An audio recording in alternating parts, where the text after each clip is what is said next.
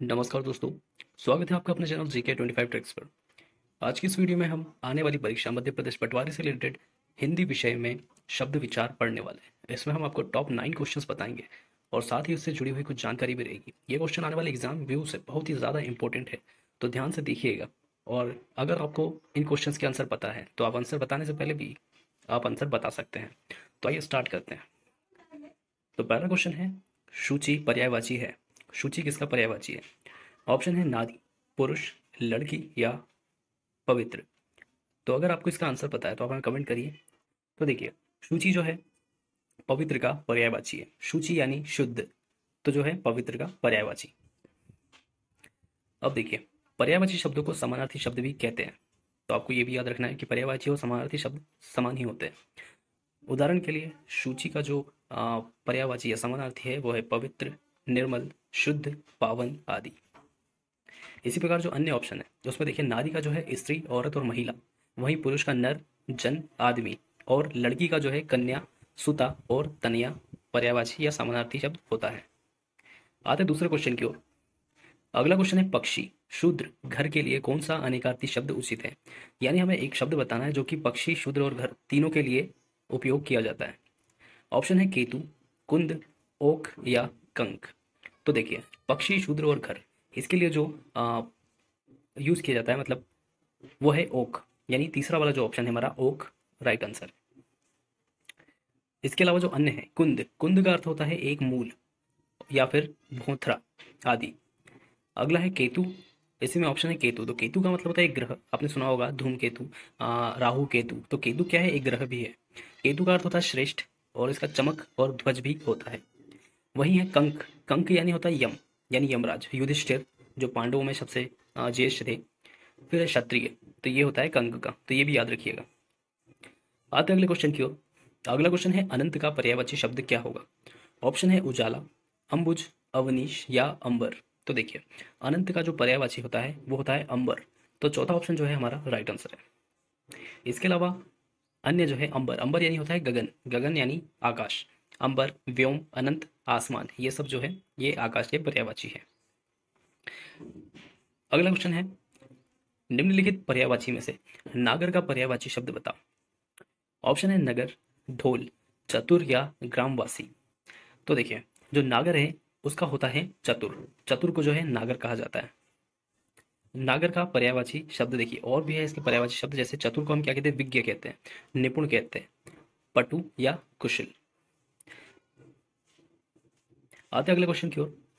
पांचवा क्वेश्चन है, पंक्ति, श्रेणी, गली, बाजार के लिए कौन सा अनेकार्थी शब्द उचित है? यानी पंक्ति, श्रेणी और गली या बाजार के लिए। ऑप्शन है हीन, हस्ती, लघु या विथि।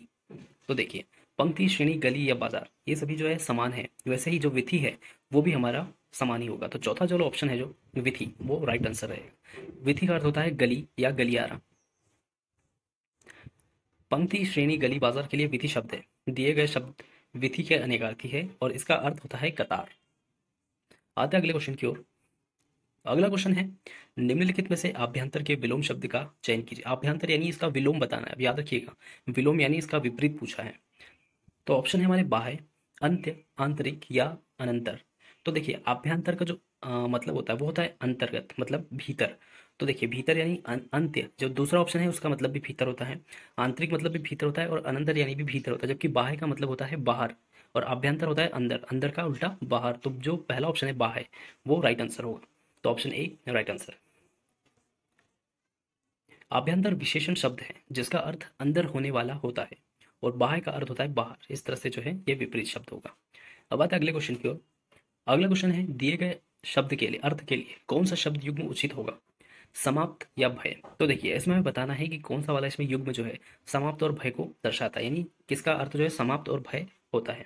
ऑप्शन है इति, इति, ईसा, ईसा, अर्जन, अर्जन, ईश या ईश। तो देखिए, हम आखिरी से शुरू करते हैं। सबसे आखिरी वाला है चौथा वाला ऑप्शन, ईश या ईश। तो ईश का मतलब होता है ईश्वर, तो ये नहीं होगा, क्योंकि ईश्वर का मतलब समाप्त नहीं होता है। पहला ऑप्शन हम मैच करेंगे, दूसरा अपने आप ही हो जाएगा। अर्जन, अर्जन यानी क्या होता है? कमाना, तो ये भी हमारा नहीं होगा। सेकंड ऑप्शन है ईसा, ईसा यानी क्या होता है? ईसा मसीह को कहा जाता है ईसा, और ईसा पूर्व, तो ये भी नहीं होगा। इति, इति आपने संस्कृत में जो शब्द पढ़ा होगा, हाँ, इत्यादि या इति, इति अस्ति मतलब इति मतलब होता है समाप्त। जैसे हम बोलते हैं ना आदि, हिंदी में बोलते हैं कि जैसे पेड़ पशु आदि, तो वैसे ही संस्कृत में इति होता है। तो इति का मतलब होता है आदि यानी समाप्त, वैसे ही इति यानी समाप्त होता है। तो पहला ऑप्शन हमारा राइट आंसर। और दूसरा जो इति है उसका मतलब होता है भय। आइए जानते हैं इसके बारे में। तो देखिए, ईसा का अर्थ होता है हरीश या बल, बल होता है, या फिर दुर्गा माता ईशा कहते हैं। वही अर्जन और अर्चन जो होता है वो संग्रह और पूजा होता है। अर्जन यानी कमाना यानी संग्रह करना, अर्चन यानी अर्चना करना, पूजा करना। वही ईश का अर्थ होता है स्वामी या मालिक, और ईश का अर्थ होता है शिव का एक अनुचर। तो पहला ऑप्शन जो है हमारा राइट आंसर है। इसके अलावा जो आपको बाकी बताया जा रहा है वो भी ज़्यादा इंपॉर्टेंट है, तो इनको भी आप ध्यान रखिएगा। आते हैं अगले क्वेश्चन की ओर। अगला क्वेश्चन है खाट स्त्री अटारी के लिए कौन सा अनेकार्थी शब्द उचित है? तो ध्यान से देखिए और बताइए। खाट स्त्री और अटारी के लिए ऑप्शन है तमचर, तल्प, पाश या फन। तो देखिए, खाट स्त्री और अटारी के लिए जो ऑप्शन यूज होता है वो है तल्प। तल्प यानी ये जो है खाट स्त्री और अटारी के लिए यूज होता है। देखिए, अब जो तल्प है उसका अर्थ होता है बिछोना, वैसे ही खाट जो होता है वो भी हमारा बिछोना ही होता है। तमचर यानी होता है उल्लू, राक्षस या चोर। तो जो तमचर जो है इसका मतलब होता है जो रात में घूमते हैं। जैसे रात में क्या उल्लू और चोर भी रात में निकलते हैं, वहीं राक्षस जो कहते हैं भूत प्रेत रात को निकलते हैं। तो तमचर यानी होता है रात को घूमने वाले। अगला है पाश। पाश यानी होता है बंधन या रस्सी। फन यानी सांप का फन या फिर हुनर। आते हैं अगले क्वेश्चन की ओर। चिनांशुक शब्द का अर्थ है, ऑप्शन है तंतु, रेणु, रेशम व्रत, वस्त्र या चीनी मिट्टी। तो देखिए, जो चिनांशुक होता है उसका अर्थ होता है चीनी मिट्टी नहीं होता है।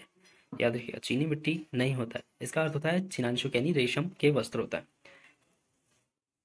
अब इसमें हम थोड़ा देखते हैं। इसमें देखिए, चिनांशुक को हम रेशमी कपड़ा, चीनी से आया वस्त्र आदि के रूप में पढ़ सकते हैं, परंतु चीनी मिट्टी का इसका उत्तर जो है, चीनी मिट्टी इसका उत्तर नहीं होगा। चिनांशुक को हम बोल सकते हैं कि चीन से आया हुआ वस्त्र, लेकिन चीनी मिट्टी इसका उत्तर नहीं होगा।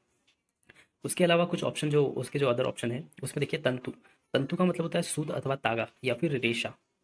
वही रेणु का अर्थ होता है धूल या रेत। चीनी मिट्टी यह एक सफेद मिट्टी होती है जिसे पकाकर बर्तन या खिलौने बनाए जाते हैं। तो ये तो हमारे टॉप 9 क्वेश्चन। आपको कैसे लगे आप जरूर बताइएगा। और आपको किस इसमें से जितने भी क्वेश्चन है तो आपने इसमें कितने सही किए अपने हिसाब से, आपने जो आंसर्स किए होंगे तो कितने सही है आप हमें कमेंट करके ज़रूर बताइएगा। इसके अलावा आने वाली नेक्स्ट वीडियो के लिए और हमसे जुड़े रहने के लिए चैनल को सब्सक्राइब कर लीजिए और वीडियो को लाइक करना बिल्कुल ना भूलिएगा। GK 25 tricks. जय हिंद। Thank you.